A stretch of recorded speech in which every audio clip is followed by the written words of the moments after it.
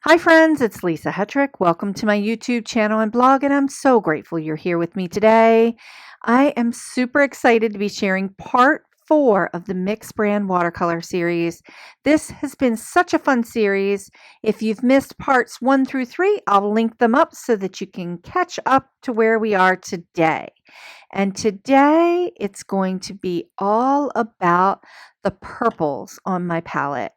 And I love this mixed palette for florals, and you could probably start to see in this series why I'm digging it.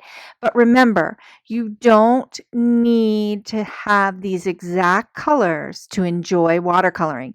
These are the colors that I have on my palette, and I'm sharing them with you for inspiration. So we're going to go ahead and get started and talk about the purples and the violets that are on my palette here. And we're starting out with 2 Daniel Smith colors. And no, if you've watched the other parts of the series, it should be no shock that these are quinacridones. So I'm starting off first with Daniel Smith Quinacridone Magenta. I absolutely love this color. I know I say that about every color, but this quinacridone magenta is a single pigment color. It's PR202. I really love how this color has like a pink tone to it, but it really does skew over into more of a purple violet tone color, violet hue, and I really, really enjoy using this color. Quinacridone magenta, there are several magentas across many different brands. I just really love the way the Daniel Smith brand can give me so many different kinds of values. I like to use this color to mix with other colors, and because this palette is predominantly colors for florals, it just had to be on my palette. Okay, now this one is Daniel Smith's Quinacridone Violet. And look at this delicious color. So you can see that this pink is really skewing over into my violet and purple tones as I've moved from the pinks on my palette into the violets. This color is just such a great color. It's very cool, very transparent, and I really enjoy using this Daniel Smith Quinacridone Violet. Okay, so the next color on my palette here in the violets is Daniel Smith Rose of Ultramarine. And I really, really love this color. It is, for me, for painting flowers, it is kind of has a nice lilac hue to it. It can be in its mass tone. It's really super dark. It can be really dark. It's made of 2 pigments. It's a 2 pigment color, and I really enjoy that. It has a little bit of a granulation to it, which means you can kind of break down that pigments and you can see a little bit of the texture in the color. And usually I don't care for that, but I really don't mind it in this color. When you change the value of this color by adding water, you can get some of the most beautiful values, the beautiful hues of like a lilac that is just so beautiful for painting flowers. So I really, really love this color on my palette. Um, Daniel Smith's Rose of Ultramarine, and I really love it. Okay, so the next one on my palette is Winsor Newton Permanent Mauve, and it's a PV16.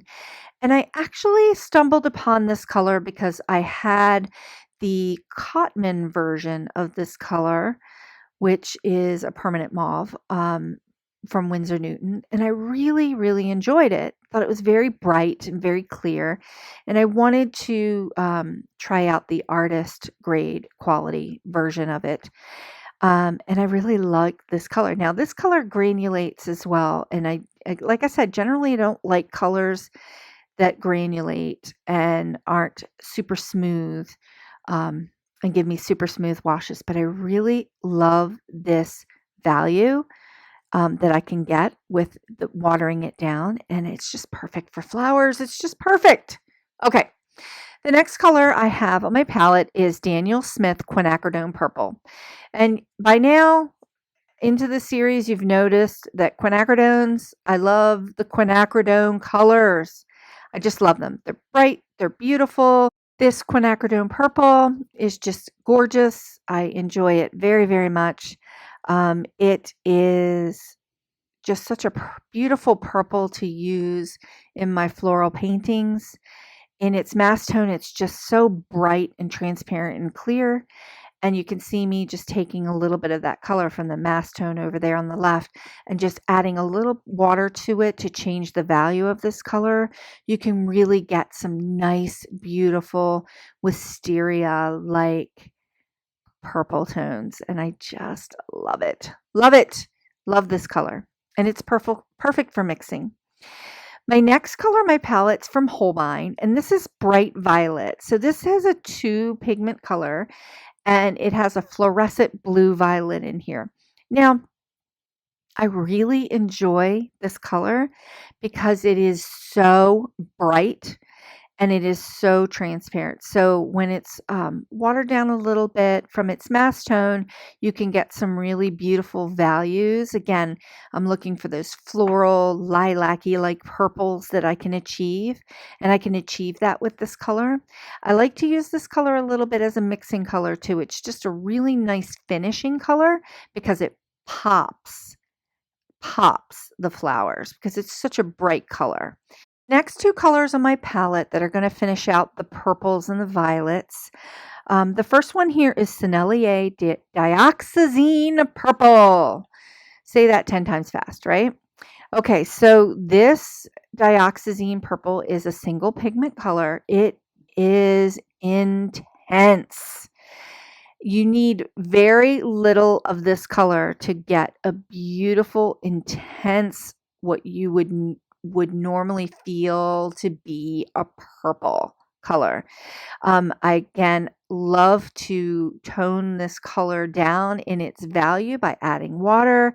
You can get a lot of different values of this color because it is a very strong, healthy, pigmented color. I just love the Sennelier version of dioxazine purple. You can find dioxazine purple in many, many brands, but I just love the flow of the Sennelier brand. So it's on my palette. And the last color in my purples are Sennelier Violet Blue. And this color is just a beautiful, beautiful hue. It is very transparent. It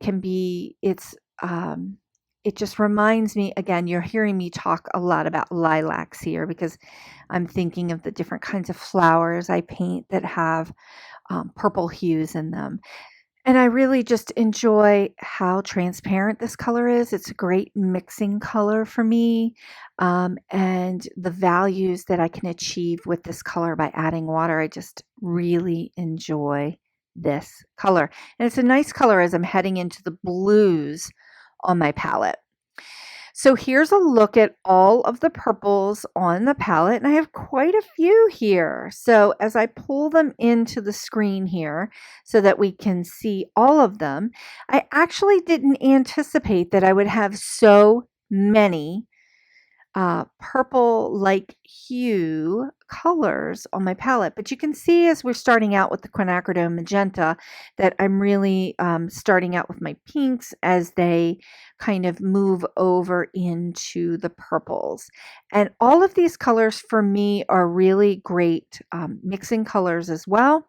So just a quick review. I have Daniel Smith Quinacridone Magenta, Daniel Smith Quinacridone Violet, Daniel Smith Rose of Ultramarine, Winsor Newton Permanent Mauve, Daniel Smith Quinacridone Purple, Holbein Bright Violet, Sennelier Dioxazine Purple, and Sennelier Violet Blue.